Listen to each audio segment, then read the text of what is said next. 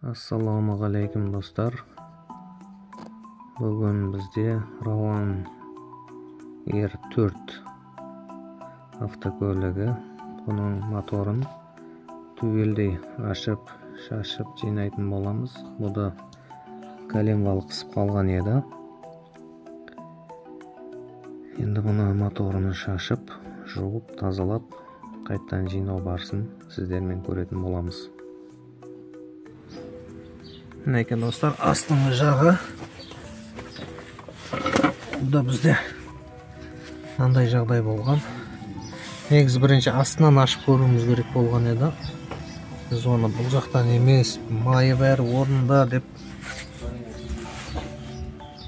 ayıpты bu jaqdan ko'rmay boshqa jaqlarni izlab ketdik, biroq o'sha jaqdan bo'lib chiqdi. Meneki kalemval qisib qo'ygan Şatonnoy qisib qolgan. Осы bizde endi bo'lgan bir kalemval topib yaxshilab o'tkazатын bo'lamiz.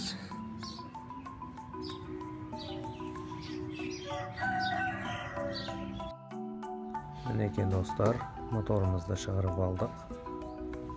Endi buni ashib ishimiz ne bo'lib жатыр bärini ko'ramiz.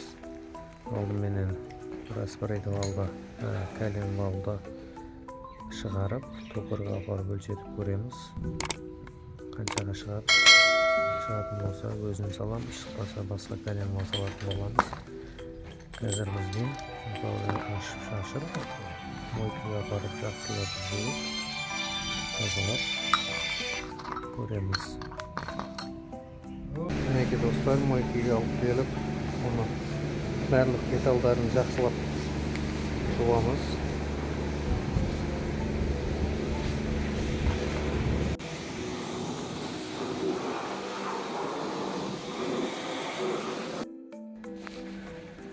Meneki dostlar, bu kovletin blogын жуып тазаладық. Головкасын да тазаладық. Шеге қысып қалған 3-ші поршын еді. Бұл бізге 0.50-ге шықты. 0.50 клавиш алдық.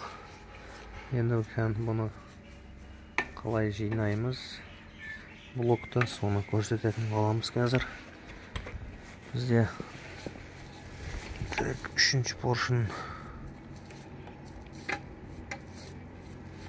қысып қалған еді. Бұны шатынын ауысатын боламыз бұны. Біз бұған метке беріп қойғанбыз, мынандай 3 деп. Емін осы 3-ші поршын бізде қысқан. Сол себепті осыны ауыстырамыз шатынды.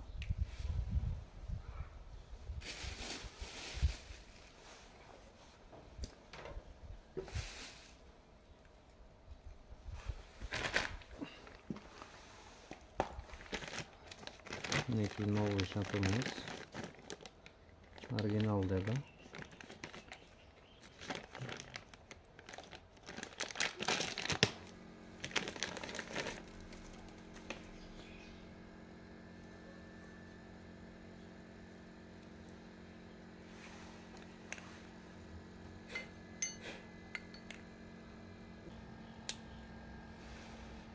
Neki osындай yüz bağlasının derecesi var. Neyken dostlar, metkasına qarab, to'g'ri oslay silamiz.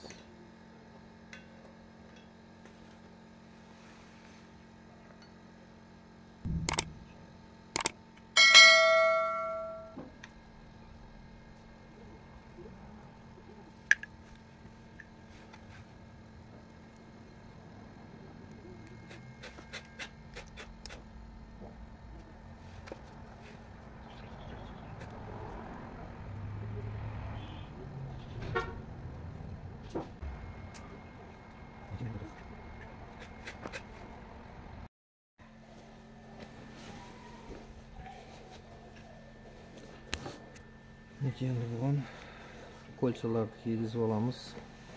Bizde NPR деген фирма. Японский кольца бұл.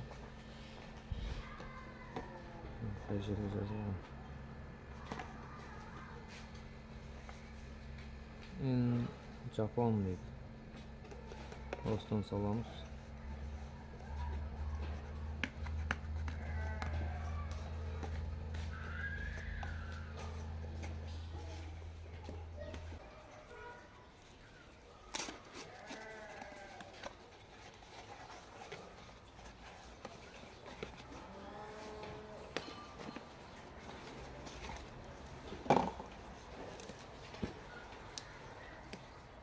Масляный, компрессионный, на эфире компрессионный.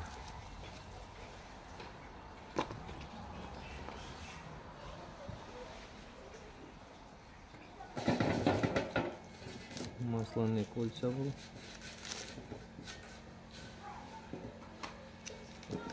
Но компрессионный был.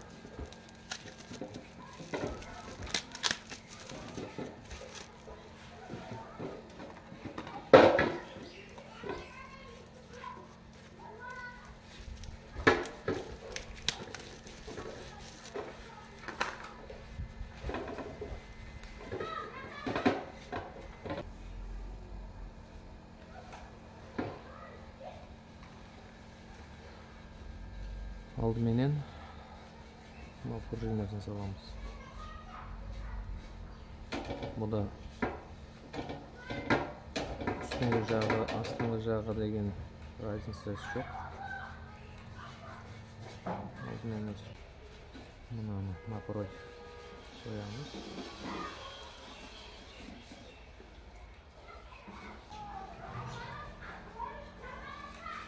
Оныкі мына жерде екен.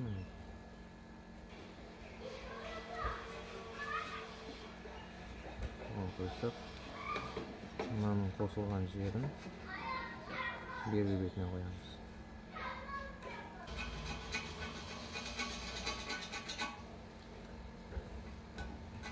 Мінекей осылай достар, қалғандарын дәл осылай салып аламыз. Кольцаны кигізу барлық машинеде бір болады. Біреуінде бөлек, анасында мынандай деген жоқ. Бұрынғы алдындағы видеоларды көрсеңіз, екі автокөлігін түгелдей нөлден жинағанбыз. Сол видеода қалай кольца қойылады, қалай жиналады, қай жаққа қарау керек, бәрі көрсетілген. Дәл солай жиналады болды. Сосын компрессионный деген кольца. Мынау екіншісі үстіңгі жағында мінекей көрініп жатқан болса 0,50 деген размер бұл. Осы мынау ақ жазуы жоғарыға қарап тұру керек. Бергі бетінде көрсеңіздер, мінекей жазу жоқ. Осы қоршында осылай тұру керек. Ол екінші, астыңғы жағынан санағанда екінші кольца.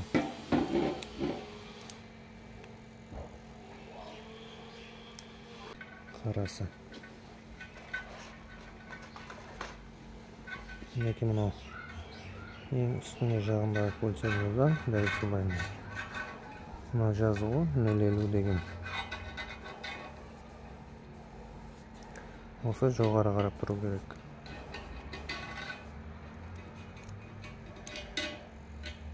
Дәл осылай.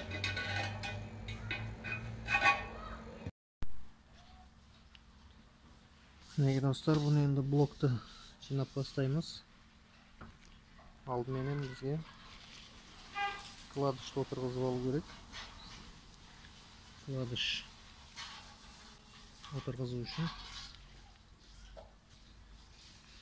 мындай қысқа азырақ май құйып аламыз.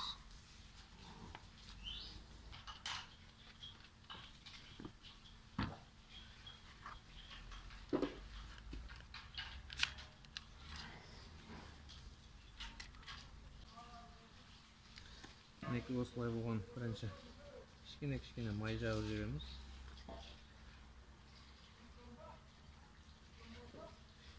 Майланып тұрсын астан.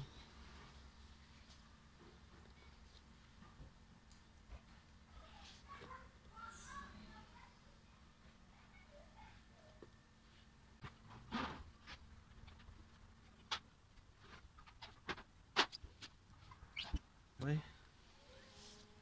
Бұған шайбысын саламыз. Мінеке достар, бұл шайбыса мынандай кемтігі бар бір жағында. Сөйтіп жақсылап қарасаңыздар, мына жерде де бар мінеке. Бұл осыған түседі. Оны бұл жерге жабысып қалу үшін мынандай бір кішкене майлап жібереміз. Үсті майлап жіберсек, біз қойған кезде жабысып тұрады сол жерде. Мінеке.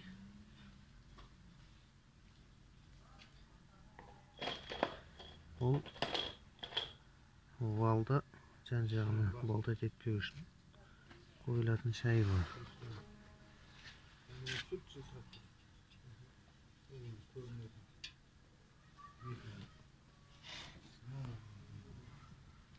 Мінеке, енді вал саламыз. Вал салудан бұрын мынаның ішін де жақсылап майлап жібереміз бүйтіп.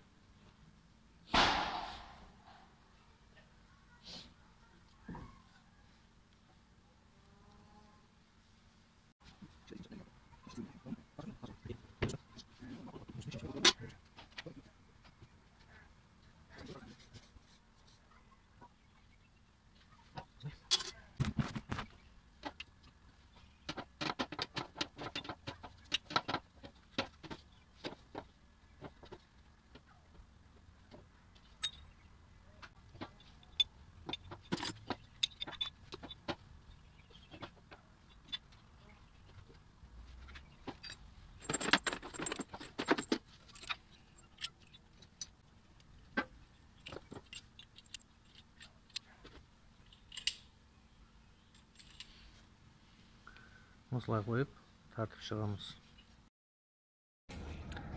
Мінеке достар, бұны блогымыз бұларын қатырып шықтық бәрін.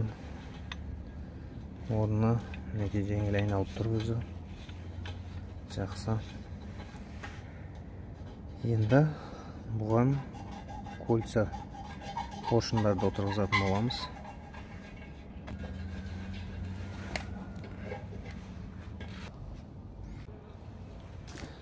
Мінеке достар, бұны поршынды белгілеп алдық, кольцаның жайғасуы. Бұл жерде масленида екеу бар. Сәндегі жалғанған жері міне салмандай. Мына бетінде біреу осы төртеу болатын болса, төртеуіне 4 точка мінеке. Осы жаққа қойылады. Мысалы, астыңғы жағындағы мына қосылған жер мына меткеде болатын болса, напротив, міне мына меткеде. Екінші компрессионы мынаған тұратын болса, үстіндегісі мынаған болады. Кейін салатын кезде теріс қойып қоймаңыздар. Мынау стрелка, мына точкасы шкив жаққа болады. Мына жерде еще нумерациясы бар. 098 09 87 деген. Екеуі бір жақта болу керек. Әр поршында әртүрлі цифр болады. Мына сосын зубтары да бір жақта болу керек бұны. Шкив жағына қаратып қоямыз мынаны.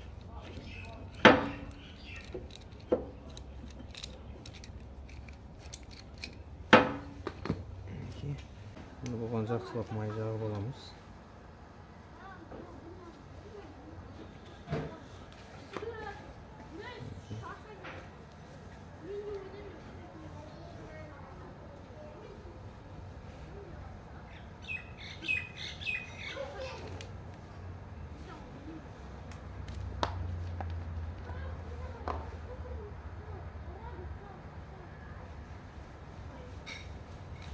Ана ойма.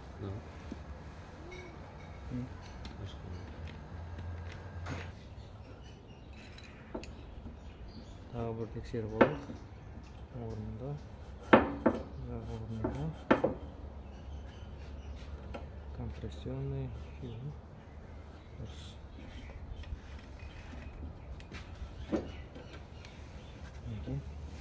Мынаны қысатын кезде мына ішкі жағындағы кольцаны итеріп кетпейтін жағдайға қойыңыздар.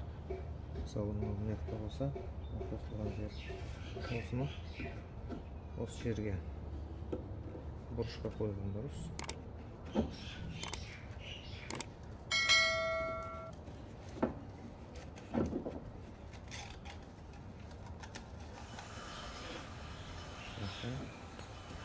İçindeki kolisanı iтеріп айналдырып кетпеу керек.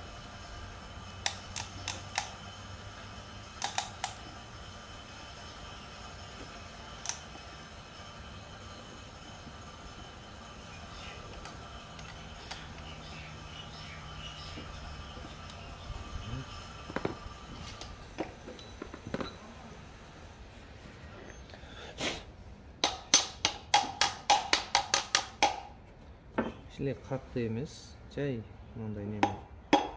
Жай ұрсаңыздар өз орнына түсіп кетеді. Мінекей.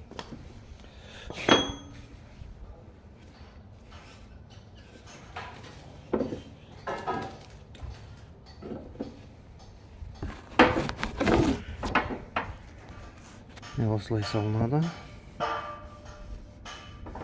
Қалған поршындарды дәл осылай салып аламыз.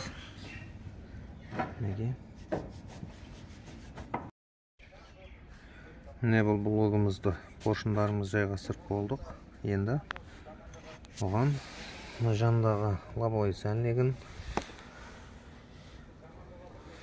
қалған заттарын жинайтын боламыз.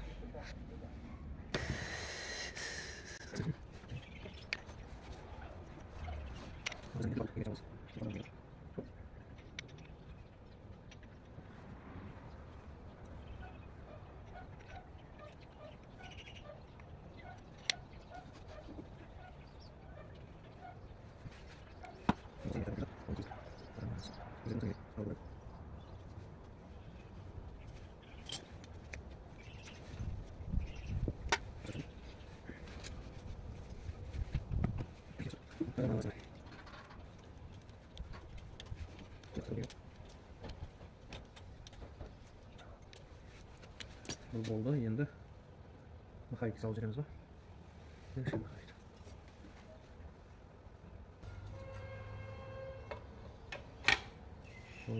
Мінекей осылай түседі. Жәндегідей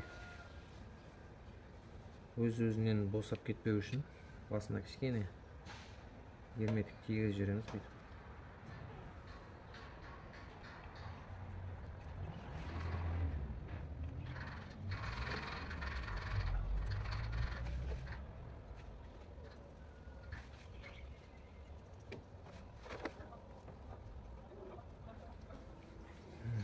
Мінекей достар, оны қатырып аламыз енді. 17 еді.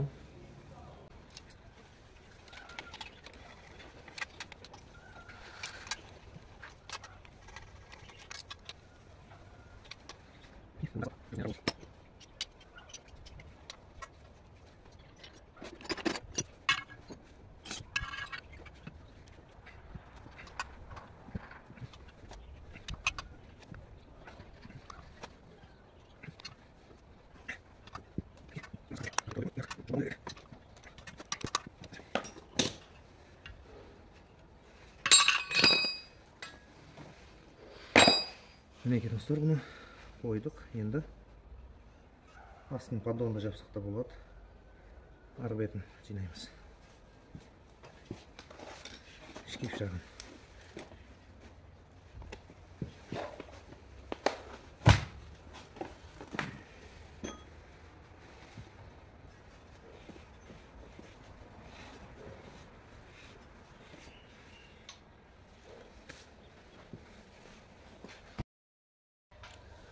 Мінекей достар, блокты дайындап алдық.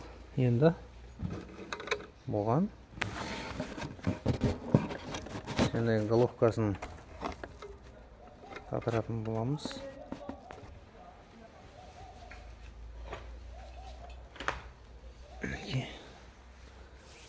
Головканы қатыру үшін прокладканы қойып алайық. Мінекей достар, головкамыз. Енді бұған жәндегі номерлеп алған стаканчиктерімізді, гидрокомпенсатор дейді, соларымыз қойып аламыз. Бәрін номерлеп қойғанбыз бұны. Бұны номерлемесек, орын ауысатын болса шықылдайтын шығар деп ойладық бұны.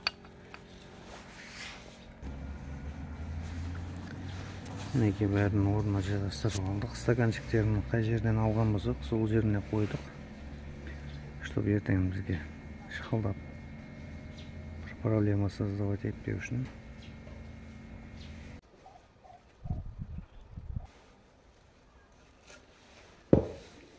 Головка қырып тазалағанбыз бұны да жақсылап.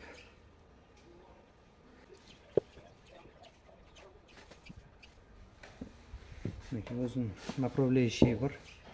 Сол направляющий втулкасына түсу керек. Осылай түседі бұл. Енді бұны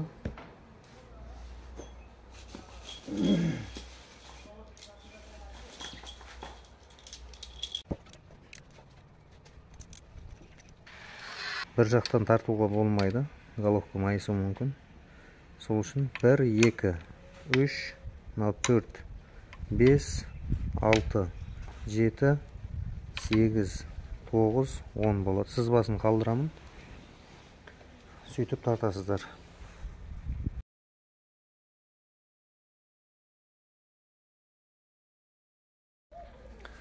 Мінекей достар, бұны тартып алдық бәрін. Енді распредвалды саламыз үстіне. Сөйтіп септі саламыз, зажигание қойатын боламыз қазір. Неге достар, енді распредвалды саламыз. Распредвалды қойып қойдық орнына. Мынау распредвалдың крышкасына қарайтын болсаңыздар, неге мынада стенасы бар жамбасында. Распредвалдың өзіне түседі. Мынау қалғандарында стена жоқ. Олар кейін салына береді. Мына шкефтен кейін осы стенасы барын саласыздар. Оларда жазулар бар. Мына жерде интенг дегені. Мынау ұзынына түседі распредвалдың. Мынаусына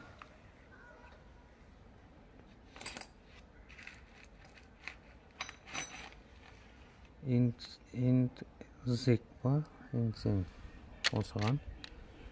Бұл ішіле қатты рөл ойнамайтын шығар деп ойлаймын, өзім білмеймін. Одан кейін 1, 2, 3 1, 2, 3 дәл осылай распредвалды қатырып аламыз. Сосын бұны қатырудан бұрын обязательно мынау зажиганиясына келтіріп алыңыздар. Зажиганиясы мысалы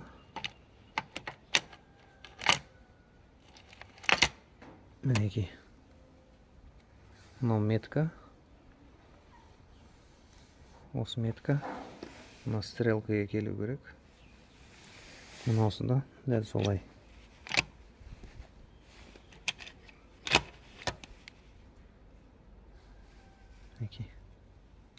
Мына метка мына стрелкаға келу керек. Осы күйінде қатырып алу керек бұны. Осыны қысып аламыз.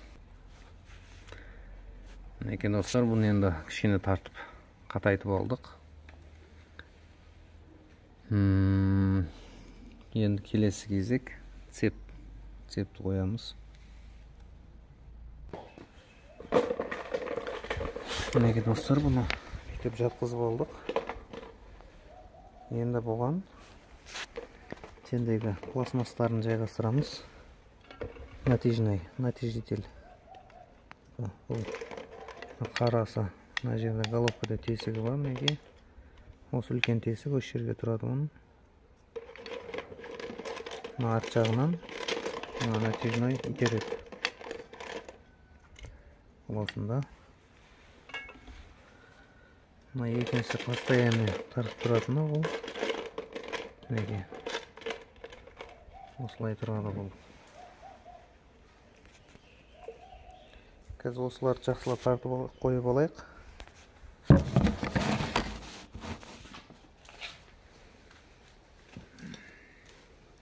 Бұның мынандай втулкасы да бар. Қойылатын.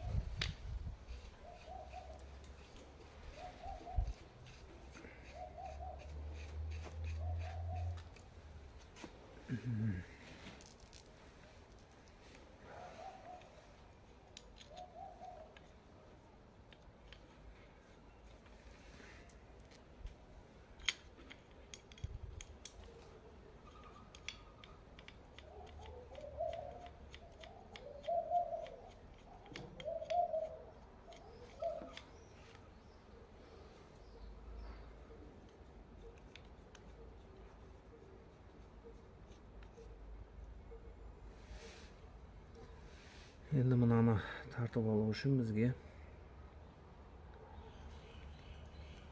астындағы теретін ішке басып, қымылдатып ішке кіргізсек болады.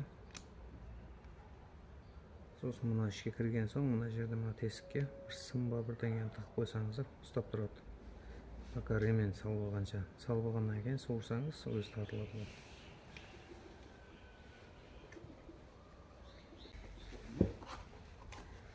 Мінекей жиптер бұны өстіп тартып аламыз, мына жағына сым қоямыз. Енді осылай орнына қатайтамыз. Жайғастырып.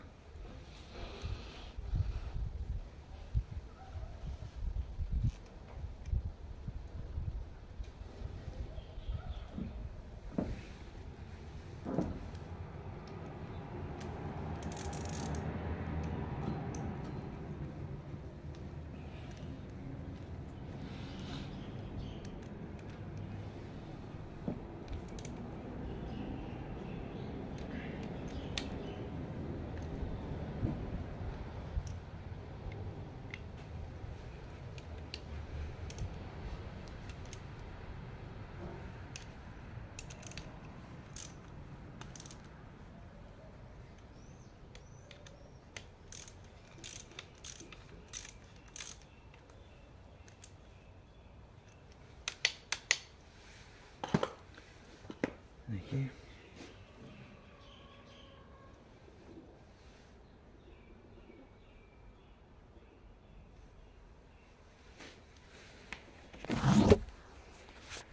Енді бұның зажиганиясына келетін болсақ, мына точка тұр. Бұл жердегі крышкаменен, поддон крышкаменен тұрған кезде көрілетін метка. Мына астыңғы жағына қарасаңыздар, мына жерде қазір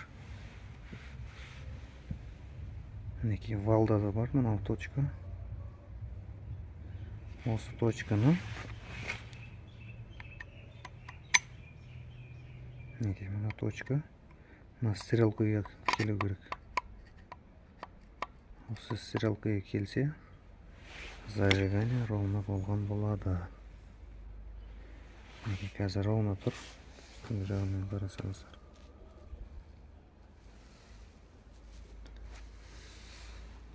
Енді мына жағын көрсеттім жәнде.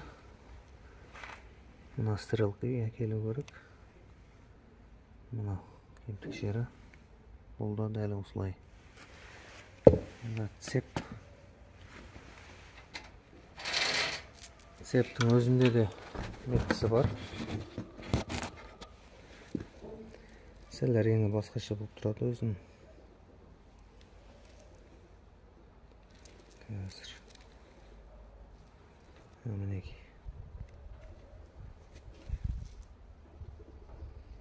Мінекей көрініп жатқан болса, мұқият қараңыздар, міне.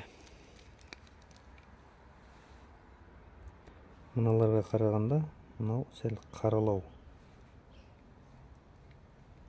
Жақсы көрініп отқан болса, неге реңі басқа бұның.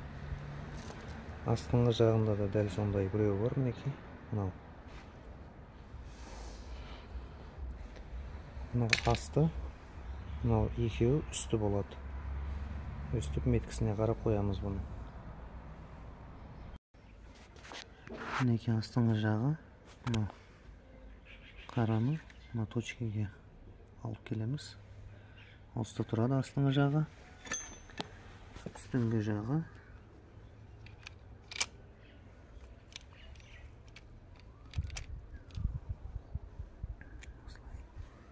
Мынау қарайып тұрғаны мына точкеге келу керек. Қазір күлішпен кішкене бұрайық.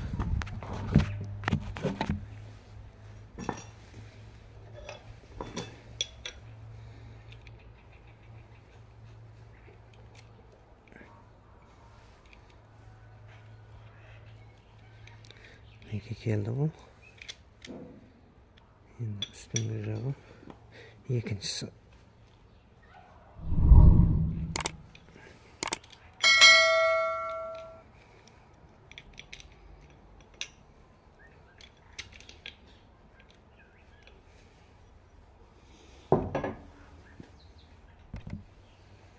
Бүйтіп салсақ түспейді екен, сол себепті мына біреуін шешеміз.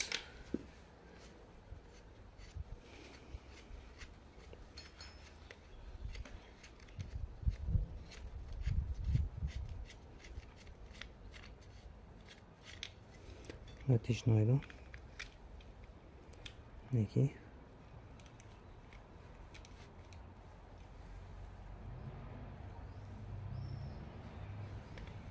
Осылай қайтып орнына кигізіп қоя саламыз.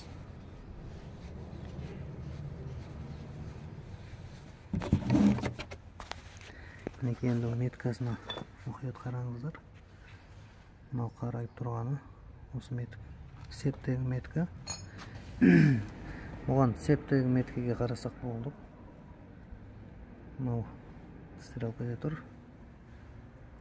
Осында қара метка стрелкада тұр.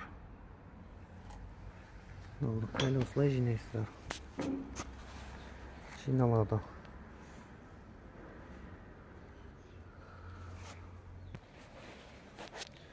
Енді мынау жәндегі қыстырып қойған сымымызды үйтіп тартып алатын болсақ, цепті итереді.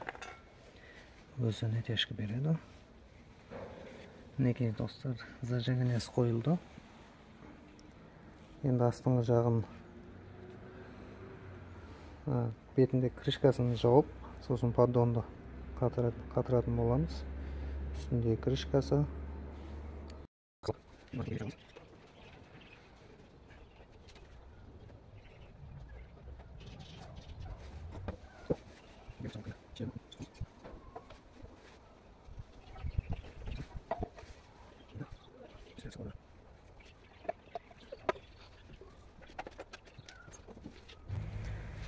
Мінекей достар, бұны крышкасын қойып алдық. Енді бізге помпаны саламыз. Астындағы крышкасын саламыз. Мінекей крышкамызды қойдық, помпаны салдық. Енді астыңғы жағында ештеңе қалмады. Поддон крышканы жабамыз.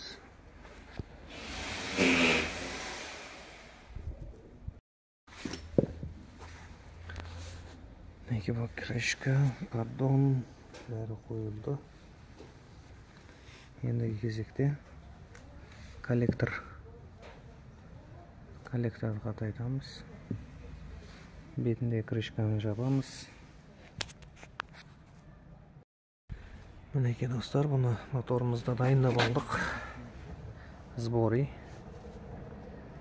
Енді бұны апарат машинеге саламыз. Bizimiz үйде жинап алдық. Енді гаражға барып салатын боламыз оны. Пауқты салғаннан кейін саламыз бұны. Болмаса сыймайды моторға. Машинаға.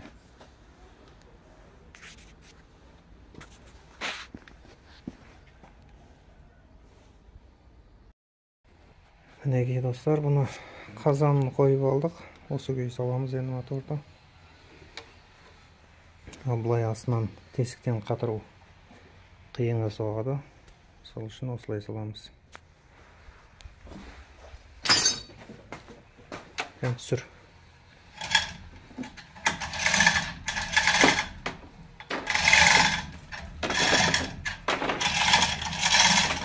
Köşeden aketliyimde onu. Ha?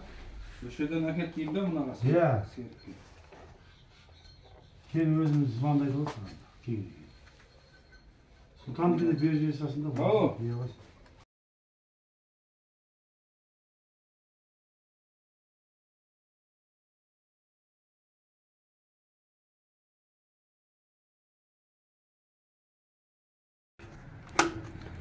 Мінекей достар, бұны қойдық моторымызды.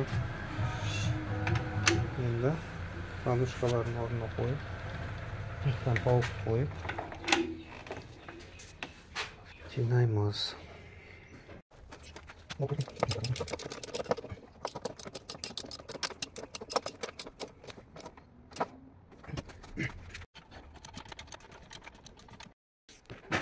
Мінекей достар, бұны бәрін орнына жайғастырдық. Енді мына ременін саламыз. Ременді салып, базухасын қойып, оталдыратын боламыз.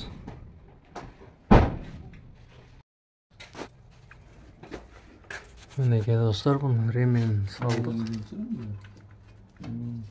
Бұл ремен осылай генератордан өтіп, мына жақта нәтижелге келеді. Коленвал, кондиционер, жоғарғы помпаны айналып өтеді.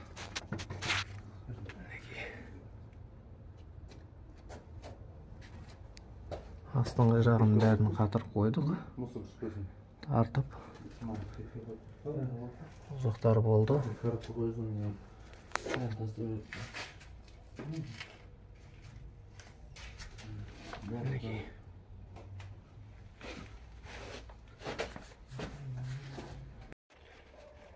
Мінекей моторымыз жинап болдық. Енді май суыны құйып, оталдырып көретін боламыз. Аккумулятор қою керек.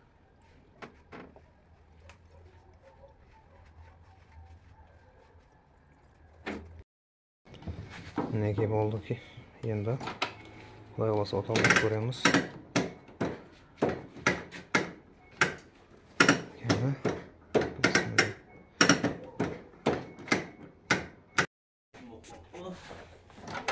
Мінекей, қазір оталдырып көреміз.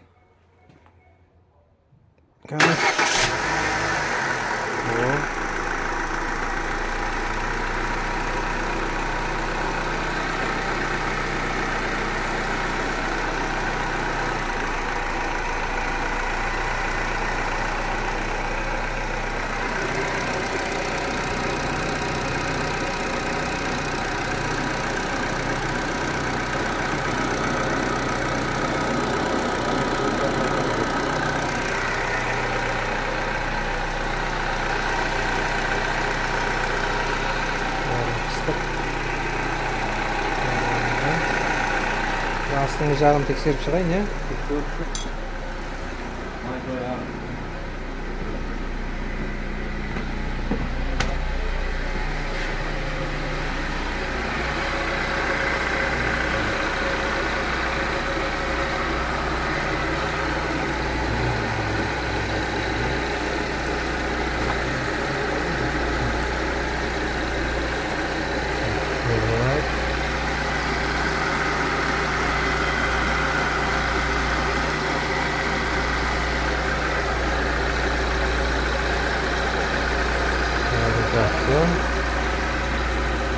Мінекей достар, құдай қаласа моторымыз жиналып жақсы шықты деп ойлаймыз енді.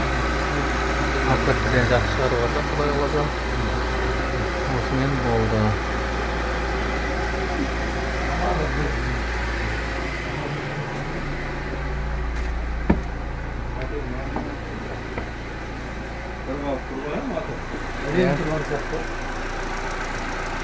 Жаңа дауыс кетіп қалды ғой. Гидрокомпенсатор бұрып кетті ғой. Неке?